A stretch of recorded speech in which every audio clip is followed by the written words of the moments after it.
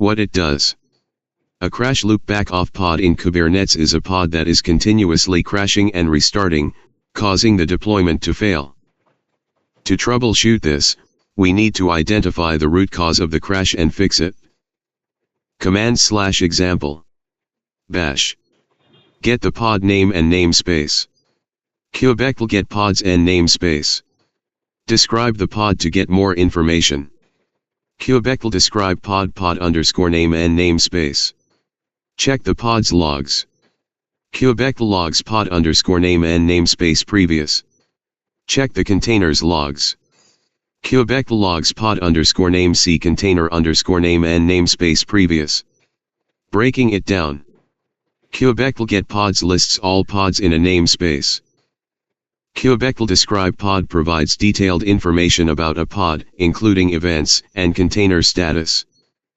Kubectl logs displays the logs of a pod or container.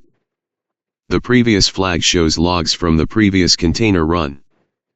Common mistakes. Not checking the pod's events and logs for error messages.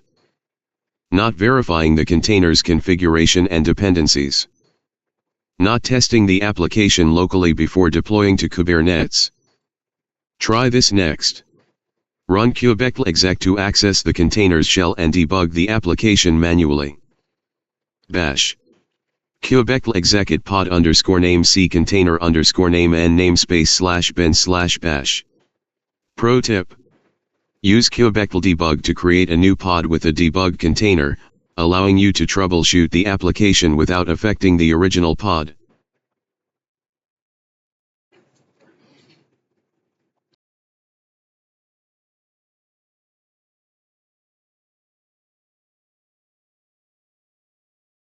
What it does. To check resource limits causing pod eviction, you need to understand the current resource usage and limits of your pods. This can be done by using Kubernetes commands to describe the pod and its containers, focusing on resource requests and limits. Command/example. Bash. Describe the pod to see its current state and resource usage. Kubectl describe pod name. Check the container's resource requests and limits. Kubectl get pod name OYAML grep I resources. Breaking it down. Kubectl describe pod name.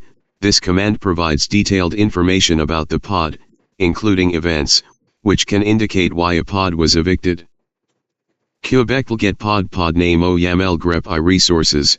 This command fetches the pod's configuration in YAML format and then uses grep to find lines containing the word resources, which will show you the resource requests and limits set for the containers in the pod. Common mistakes. Forgetting to replace pod name with the actual name of your pod. Not checking the node's resource capacity and assuming the pod's requests and limits are the issue. Try this next. Check the node's resource capacity and usage to ensure it's not the cause of the eviction. Bash. Kubectl describe node name. Kubectl top node name. Pro tip. Regularly monitor your cluster's resource usage and adjust your pod's resource requests and limits accordingly to prevent unnecessary evictions. Consider using horizontal pod autoscaling, HPA, to dynamically adjust the number of replicas based on resource utilization.